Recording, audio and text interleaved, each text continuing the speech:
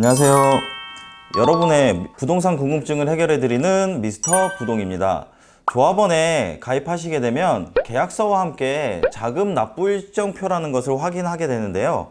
빼곡하게 적혀있는 자금 납부 일정표를 보면 너무나도 복잡해 보여서 머리가 아프실 텐데, 대체 나는 언제 얼마나 입금해야 하는 건지 궁금했던 적 많으시죠? 지금부터 쉽고 간단하게 설명해 드리겠습니다.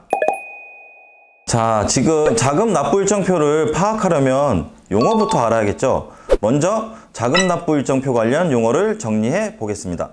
자, 잔화표를 보시면 일단 계약금이라고 표시된 부분이 있을 거예요. 계약금은 업무 대행비가 포함되어 있는 초기 계약 시 납입해야 할 금액인데요. 여기에는 보통 1차 계약금이 있고 2차 계약금이 있습니다.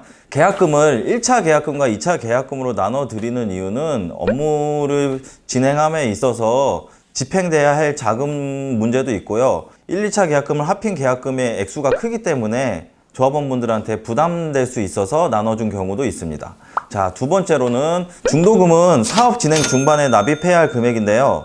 대부분의 중도금을 조합원분들이 현금으로 보유하신 분들은 많이 없어요. 그래서 대부분은 60%를 대출을 진행을 하는데, 요 자세한 부분에 디테일한 부분은 제가 뒤에 조금 더 얘기해 드릴 거고, 세 번째는 사업 완료 후에 최종적으로 납부해야 할 금액인 잔금이 있고요. 업무 대행비는 업무 대행사의 보수 수입료라고 생각하시면 됩니다. 그리고 조합원 분담금이 있는데, 조합원이 납입한 금액 중에 집을 짓는 데 쓰이는 금액이라고 보시면 되는데요. 여기에는 토지비나 인허가비 등 여러 가지가 포함되어 있고요. 그리고 마지막으로 말씀드릴 거는 초기 잔압금이라고 표시되어 있는 부분이 있어요. 사업의 초기에 필요한 최소의 금액인데요. 일반적으로 토지대 계약금이나 초기 운영비에 쓰이고 있죠. 그러면 제가 지금부터 조금 더 디테일하게 말씀을 드릴 텐데요.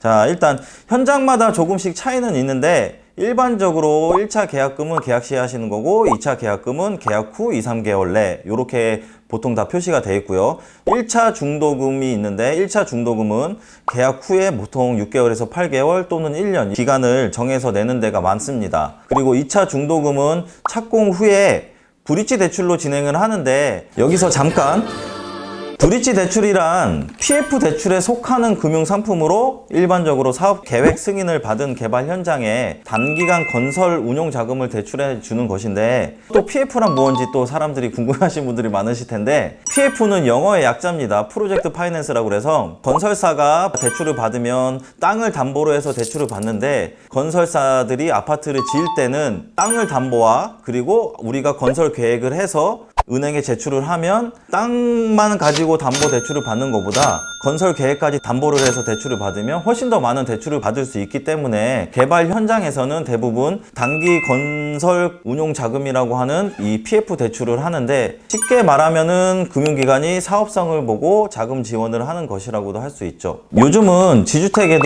거의 1군 건설사가 들어오고 있는데, 여기서 1군 건설사가 들어올 수밖에 없는 이유는 법제화가 되면서 건설사가 시공보증 50%를 하고 들어오게 되어 있습니다. PF 대출을 받는 거에서 건설사가 중요한 이유는 건설사의 자금 운용력이나 시공 능력 이런 거를 보고서 은행이 많이 해주기 때문에 1군 건설사가 들어올 수밖에 없는 이유가 큽니다. PF 대출을 받기 위해선 95%의 토지 확보를 해야 하는데, 일단 조합원들의 신용으로 확보한 자금으로 토지를 확보하고, 확보한 토지를 담보로 PF 대출을 일으키는 중간 과정이 브릿지 대출이라고 할 수가 있습니다.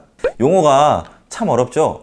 지역주택조합은 이렇게 체계적인 자금 계획을 세워서 운영하게 되는데요. 그렇기 때문에 납부 기한을 지키지 못하는 조합원은 조합원 자격이 해지되는 경우도 종종 있습니다. 자, 잘 아시겠지만 지주택 사업은 조합원님들과의 신뢰가 가장 중요하니까, 사실 그래서 자금 납부 계획표만 자세히 보아도 이 사업장이 잘 될 사업장인지 아닌지 검토할 수가 있고, 업무 대행사의 사업 성공에 대한 의지를 파악할 수가 있습니다. 따라서 초기 잔압금이 사업을 시행하기에 너무 낮지는 않은지, 납부 총액이 너무 낮지는 않은지, 납부 시기는 적절한지 꼼꼼하게 검토하고 사업 시행을 위한 합리적인 잔압표인지 확인하는 것이 중요합니다.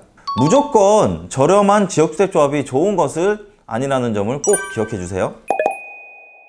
자, 제가 마치기 전에 한 가지만 더 말씀을 드리면 대부분의 지주택 사업장에 가시면 납부일정표에 중도금 60%가 대출이 나간다고 되어 있는데 거기에는 보통 30%는 무이자, 30%는 이자 후불제 이렇게 되는 데도 있고 60% 전액 무이자가 되는 데도 있는데 30%는 무이자고 30%는 이자 후불제가 됐을 때는 이자에 대한 금액도 조합원들한테 상당히 부담이 되기 때문에 요즘은 60% 전액 무이자로 대출이 나간다고 하는 현장이 상당히 많습니다. 추세도 그렇게 많이 되고 있는 추세고요. 자, 오늘은 자금 납부 일정표에 대한 이야기를 해봤는데요.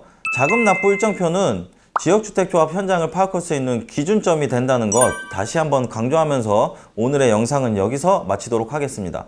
추가적으로 궁금한 사항이 있으시면 댓글 남겨주시고요. 지금까지 미스터 부동이었습니다. 감사합니다.